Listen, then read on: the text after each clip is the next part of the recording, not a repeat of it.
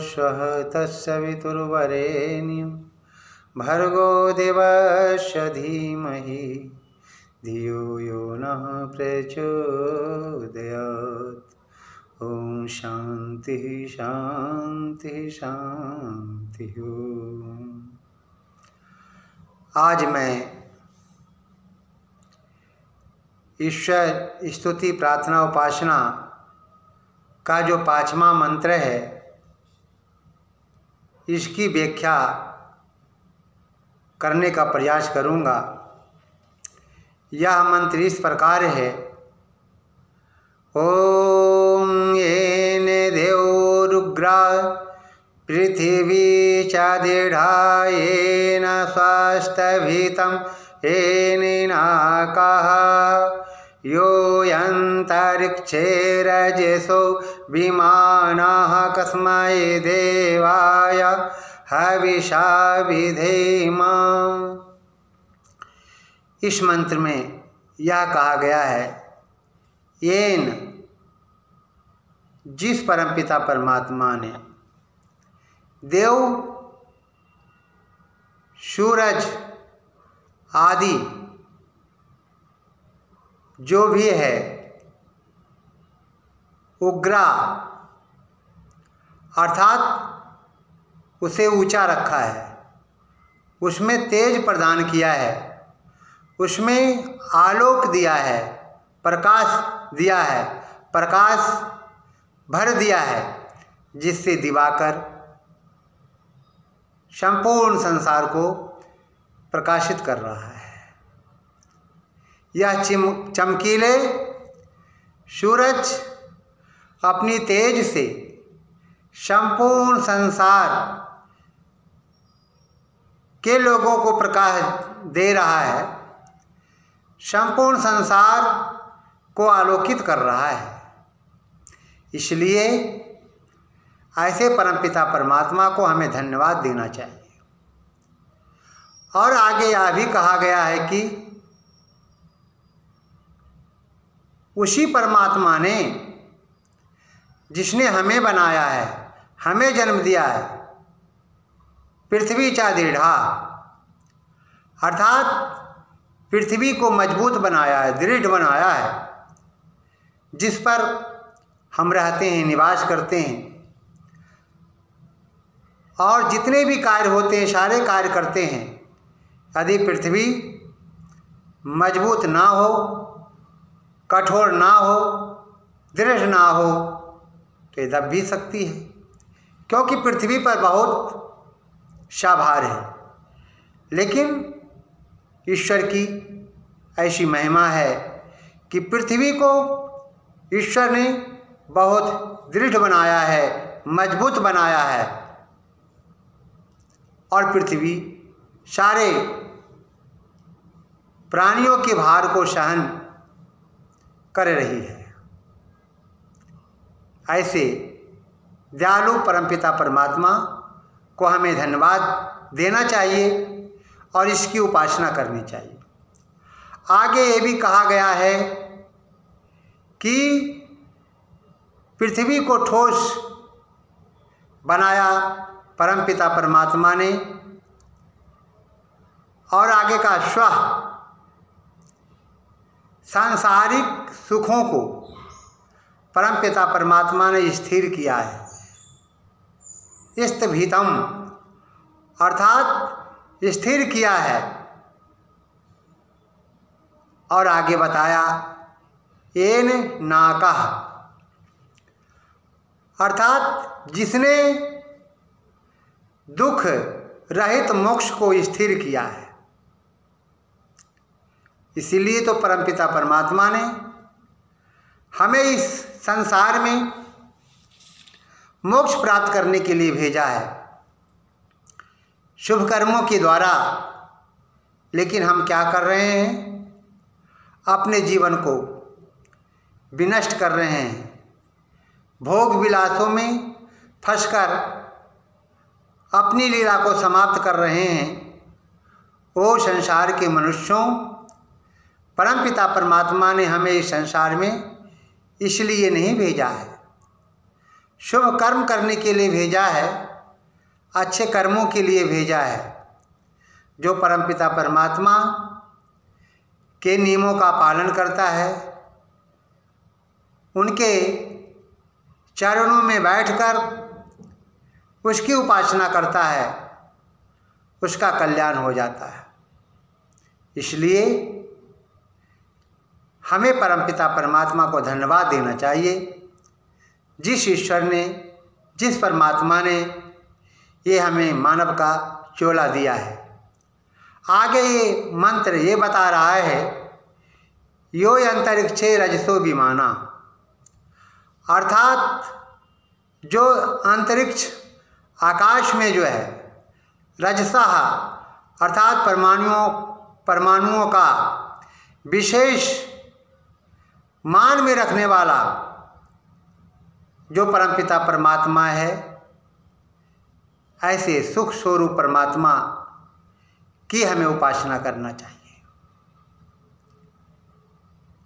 मंत्र की व्याख्या इस प्रकार है, और मंत्र ये स्पष्ट करता है कि जब मनुष्य बुरे कर्मों में फंस जाता है और चारों तरफ उनके जीवन में विपत्तियां आती है, उस समय वह किसी को याद करे या ना करे, परमात्मा को याद करता है। एक व्यक्ति था जो परमपिता परमात्मा के सिद्धांतों को नहीं मानता था। शराब पीता था, दारू पीता था, तंबाकू खाता था, और इतना तक कि घरों में जाकर डाका भी डाला करता था, और डाका डाल करके जो भी रुपया आदि कमाता था अपने घर वालों को देता था। एक दिन कहीं वह जा रहा था शराब पीने के लिए, रास्ते में एक साधु मिला, संत मिला, और कहा, अरे भले आदमी तुम कहाँ जा रहे हो? उसने कहा, मैं शराबी हूँ, मैं शराब पीने के लिए जा रहा हूँ। उस सन्यासी ने, संत ने समझाया, शराब मनुष्य के जीवन को बर्बाद करती है, इसलिए शराब ना पियो तो अच्छा है। लेकिन वह व्यक्ति कहाँ को मानने वाला था, वो अपने आप में मस्त रहता था, आदतें बड़ी खराब थी।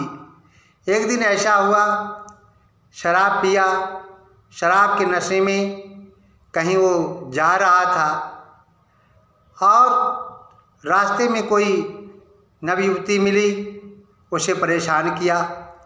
जब उस नवयुवती ने अपने घर वालों को जाकर बताया, तो उसके घर वाले आए और उसकी पिटाई कर दी। बहुत पिटाई की। पिटाई करने के बाद किसी तरह से उठ करके घर आया। पत्नी ने पूछा, ये क्या हुआ, कैसे हुआ? लेकिन शर्म के कारण उसने बताया नहीं। फिर किसी तरह से बताया। फिर उसकी पत्नी ने कहा कि मैंने पहले ही कहा था कि शराब आप जो पीते हैं अच्छी चीज़ नहीं है, आप इसका परित्याग कर दीजिए, लेकिन आपने माना नहीं है। और पुनः वो एक दिन निकला, परमात्मा को गाली देने लगा कि परमपिता परमात्मा ठीक नहीं है, ये नहीं है, वो नहीं है।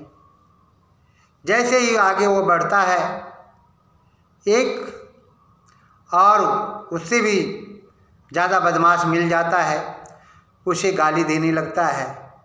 वह व्यक्ति शराबी को अच्छी तरह पिटाई कर देता है।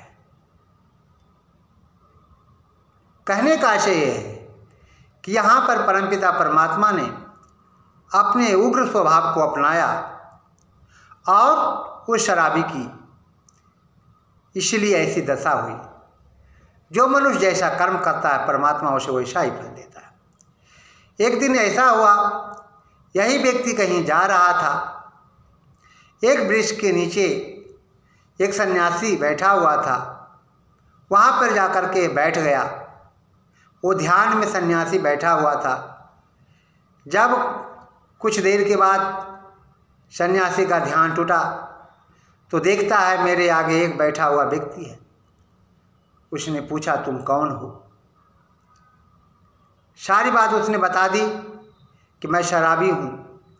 फिर दोबारा संत ने पूछा, तुम कौन हो? फिर उसने यही बात कही। तीसरी बार पूछा सन्यासी, तुम कौन हो? झुंझला करके कहा, स्वामी जी आप नहीं देख रहे हो मैं कौन हूँ? मैं तो ये बता रहा हूँ मैं शराबी हूँ। स्वामी जी ने कहा, तुम सन्यासी नहीं हो। मैंने कहा, तुम कौन हो? तुमने कहा, मैं शराबी हूँ। तुमने ये बात नहीं कही कि मैं जानने के लिए आया हूँ यहाँ पर कि मैं कौन हूँ। तुम इस संसार में आए हो कुछ जानने के लिए, लेकिन तुम्हारे संस्कार गलत है। तुम अंधकार में फंसे हुए हो। जो व्यक्ति अंधकार में फंस जाता है उसका जीवन बेकार हो जाता है, व्यर्थ हो जाता है। इसलिए तुम अपने जीवन को महान बनाओ। तुम्हें महान बनना है। परमपिता परमात्मा ने तुम्हें इस संसार में महान बनने के लिए भेजा है। और यदि तुम ऐसा काम नहीं करते हो तो तुम्हें इस संसार में जीने का कोई अधिकार नहीं है। सन्यासी की बात सुनी, गौर से सुनी। उसी दिन से उसका जीवन बदल गया और संकल्प लिया कि मैं आज के बाद शराब नहीं पीऊँगा, न दारू का सेवन करूँगा, न तंबाकू खाऊँगा। तो कहने का आशय ये है कि मनुष्य के जीवन में सत्संग का बड़ा महत्व है। जिसने भी सत्संग किया, जिसने भी विद्वानों के संगति की, जिसने भी संतों के मार्गों पे चला, उसका जीवन बदल गया, उसका जीवन महान हो गया। स्वामी श्रद्धानंद ने स्वामी दयानंद के मार्ग पे चला, उनका जीवन बदल गया। भक्त अमीचंद ने स्वामी श्रद्धानंद और अमीचंद ने स्वामी दयानंद के मार्ग पे चला, उनका जीवन बदल गया। तो कहने का आशय ये है कि मनुष्य जब पापों के पंखों में फंस जाता है तो उस समय उसे समझ नहीं पाता है कि मैं क्या कर रहा हूँ। जब ठेस लगती है, जब लोग उनकी पिटाई करते हैं, उनका उपहास करते हैं, तब उसे ध्यान में आता है कि मैं गलत कर रहा था। इसलिए संसार के मनुष्यों, परमात्मा ने हमें इस संसार में गलत बनने के लिए नहीं भेजा है। हमें तो इस संसार में अच्छे बन करके दिखाना है। अच्छा कैसे बनेंगे? वेदों के मार्गों को जब तक अपने जीवन में नहीं अपनाएंगे। ऋषि मुनियों ने जो हमें यह अमानत दी है, वेदों का संदेश दिया है, यदि हम वेदों के संदेश को सुनकर उन संदेशों को अपने जीवन में पालन करते हैं तो निश्चित ही हमारा जीवन जो है महान बन सकता है। लेकिन आज लोग क्या कर रहे हैं? कुछ लोग जो है अपने जीवन को बर्बाद कर रहे हैं। जो मनुष्य अपने जीवन को बर्बाद करने में तुले हैं उनका कदापि भी कल्याण नहीं हो सकता है। संसार में जो भी महान बने हैं, आदर्शवादी बने हैं, सबने परमपिता परमात्मा की उपासना की है। इसलिए कहा गया हमें परमपिता परमात्मा की उपासना कभी नहीं छोड़नी चाहिए। जिसने भी परमपिता परमात्मा से दूर अपने को किया उसका विनाश ही हुआ। जो अपने को हीरो समझता है, अपने को ऐसा समझता है कि मुझ जैसा संसार में कोई नहीं है, अंत में क्या होता है? उसका विनाश होता है। जिस प्रकार से रावण अपने को समझा था उसका विनाश हुआ। दुर्योधन ने अपने को समझा था, उसका विनाश हुआ। राजा कंस अपने को समझा था कि मेरे जैसा संसार में कोई नहीं है, उसका भी विनाश हुआ। यदि मान लिया जाए कंस धर्म के सिद्धांतों को अपने जीवन में अपना लेता, उसका विनाश नहीं होता। इसलिए कहा गया कि परमपिता परमात्मा ने हमें इस संसार में जो मानव जीवन दिया है, अच्छे कर्मों के लिए दिया है, शुभ कर्मों के लिए दिया है। सूरज चमक रहा है, इस मंत्र में क्या कहा गया? इस मंत्र में यही कहा गया, देव अर्थात परमपिता परमात्मा ने जो है दिवाकर को बनाया, सूरज को बनाया। वो सूरज क्या करता है? अपने प्रकाश से, अपने आलोक से सारे संसार को प्रकाशित कर रहा है और करता है निस्वार्थ भावना से जो है सबको प्रकाश दे रहा है। उसी प्रकार से परमपिता परमात्मा ने हमें इस संसार में भेजा है, मानव बना करके भेजा है। इसलिए मानव का कर्तव्य होता है हमें परोपकार करना चाहिए, दूसरों का उपकार करना चाहिए, गरीबों की भलाई करना चाहिए, अनाथों को मदद करना चाहिए, चाहे अन्न से हो, जिस प्रकार से हो मदद करनी चाहिए। लेकिन आज क्या करते हैं लोग? लाखों टन अमीरों के घर में पड़े हैं धन, लेकिन वो गरीबों को एक सेर अनाज अर्थात 1 किलो अनाज नहीं दे सकते हैं। अन्न जो है सड़ जाते हैं लेकिन नहीं देते हैं। कोई व्यक्ति किसी के दरवाजे पर भूखा व्यक्ति पहुंचता है तो लोग खाने को नहीं देते हैं, जबकि परमपिता परमात्मा ने यदि हमें धन दिया है तो गरीबों को मदद करनी चाहिए, भूखों को रोटी देनी चाहिए। लेकिन हम क्या करते हैं? ऐसा काम नहीं करते हैं। तो फिर हमें इस संसार में आने से क्या फायदा? हमारा जीवन परोपकार के लिए है, हमारा जीवन राष्ट्र के लिए है, हमारा जीवन विश्व के कल्याण के लिए है। इसलिए हमें राष्ट्र और विश्व के कल्याण के लिए हमेशा तैयार रहना चाहिए। यदि हम ऐसा नहीं करते हैं तो हमें देश में रहने का कोई अधिकार नहीं है, क्योंकि जहाँ पर हम रहते हैं उसकी रक्षा करना हमारा परम कर्तव्य है। मैं किसी घर में रहता हूँ, उसकी सफाई करना हमारी जिम्मेदारी है।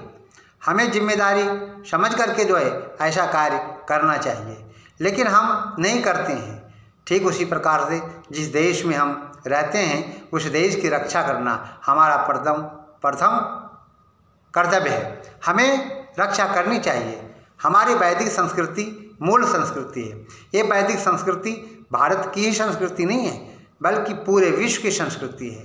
तो जब पूरे विश्व की संस्कृति है, पूरे संसार की संस्कृति है, तो इस संस्कृति की हमें रक्षा करना चाहिए, क्योंकि वैदिक संस्कृति ने हमें अच्छा मार्ग बताया है। वैदिक संस्कृति हमें कहती है मनुर्भवा, अर्थात मनुष्य बनो।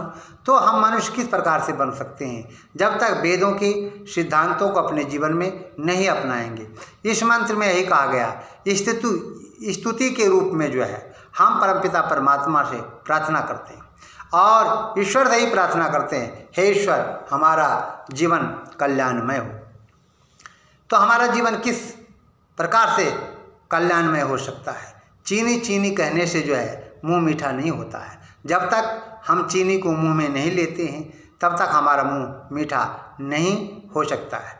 यदि कोई व्यक्ति रोटी से कहे मेरे मुख में रोटी आ जा, तो नहीं आ सकती है। जब तक हम रोटी को अपने हाथों से नहीं उठाएंगे, जब तक हम अपने हाथों से उसे नहीं उठाएंगे, मुंह तक नहीं ले जाएंगे, फिर अंदर नहीं ले जाएंगे, दांतों से नहीं काटेंगे, तो किस प्रकार से हम रोटी खा सकेंगे? तो रोटी खाने के लिए भी हमें मेहनत करनी पड़ती है। तो कहने का आशय है कि परमपिता परमात्मा ने हमें इस संसार में जो है किस लिए भेजा है? परोपकार के लिए भेजा है। परोपकार किस प्रकार से करें? मानव जीवन बड़ा सुंदर जीवन है। इस जीवन को योगी लोग समझ पाते हैं और जिसने भी मानव जीवन को अच्छी प्रकार से समझा है उसका कल्याण हो गया है। तो ये मंत्र स्पष्ट यही करता है कि जिस प्रकार से आलोक संपूर्ण संसार को दे रहा है, कौन दे रहा है? दिवाकर दे रहा है, सूरज दे रहा है। तो ये सूरज और दिवाकर को बनाने वाला कौन है? एक सूरज एक दिवाकर जो है संपूर्ण संसार को प्रकाशित करता है। अब प्रश्न ये उठता है कि इस सूरज को प्रकाशित करने वाला कौन है? एक चंद्रमा जो है, शशि जो है, पूरे संसार को शीतल प्रकाश देता है। अब प्रश्न ये उठता है, इसे शीतल प्रकाश देने वाला कौन है? तो अंत में इसका उत्तर यही मिलता है, परमपिता परमात्मा। जो परमपिता परमात्मा एक सूरज को बनाया है, चांद को बनाया है, और सूरज अपने दिव्य प्रकाश से संपूर्ण संसार को प्रकाशित कर रहा है, तो विचार करने की बात है कि वो परमपिता परमात्मा कितना तेजस्वी होगा, कि कितना तेजमान होगा।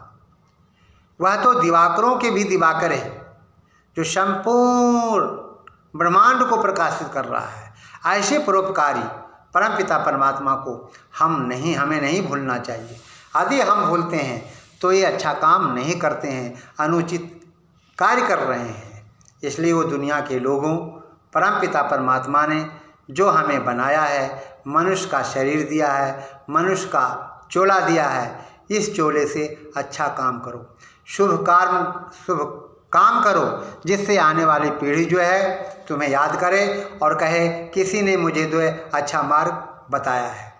और वास्तव में जब आप अच्छाई करेंगे तो निश्चित है आपके सामने अच्छा परिणाम मिलेगा, क्योंकि बुरे कर्म करने वालों का परिणाम हमेशा गलत होता है और अच्छे कर्म करने वालों का परिणाम हमेशा अच्छा ही होता है। तो परमपिता परमात्मा ने हमें इस संसार में अच्छा बनने के लिए भेजा है। जो मनुष्य अच्छा बन करके नहीं दिखाता है उसका जीवन बेकार है, व्यर्थ है।